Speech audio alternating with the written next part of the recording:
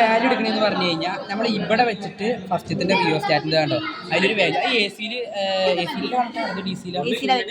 A സിയിലൊരു value നമുക്ക് അപ്പം നമ്മൾ ആ എ സിയിലൊരു വാല്യൂ നമ്മൾ അവിടെ നിന്ന് എടുക്കും എന്നിട്ട് അത് കോൺസ്റ്റന്റ് ആക്കിയിട്ട് ഇതാ ഇൻപുട്ട് വോൾട്ടേജ് എന്നുള്ളതിൽ നമുക്ക് ആ വാല്യൂ എഴുതും. പിന്നെ പിന്നെ ഔട്ട്പുട്ട് വോൾട്ടേജ് കിട്ടുന്നുണ്ട്. ഔട്ട്പുട്ട് വോൾട്ടേജ് കിട്ടുന്ന ഇത് ഏതാ ബോക്സ് വരുന്ന വെച്ചിട്ട് ഇത് ട്രിപ്ലറിന്റെ ബോക്സാണ് വരുന്നത്. അപ്പം നമ്മൾ ഇവിടെയും പോസിറ്റീവ് നമ്മൾ നേരത്തെ പറഞ്ഞ രീതിയിൽ വെക്കുകയാണെങ്കിൽ ഇവിടെയും വെച്ചിട്ട് അതിൽ ഡി സി ആക്കണം. അതിലൊന്ന് ഡി സി അതിൽ ഡി സി ആക്കി കഴിഞ്ഞാൽ അതിൽ കണ്ടോ 16 അങ്ങനെ ഒരു വാല്യൂ വരും. അതാണ് നമ്മൾ എന്തിൽ ഒബ്സർവ്ഡ് വാല്യൂവിൽ എഴുതേണ്ടത്.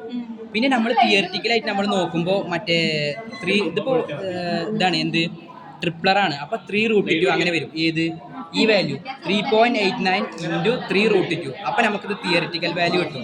ഇത് കറക്റ്റ് ആണെങ്കിൽ ഒബ്സർവ്ഡ് വാല്യൂവിൻ്റെ കുറവായിരിക്കണം തിയറിറ്റിക്കൽ വാല്യൂ.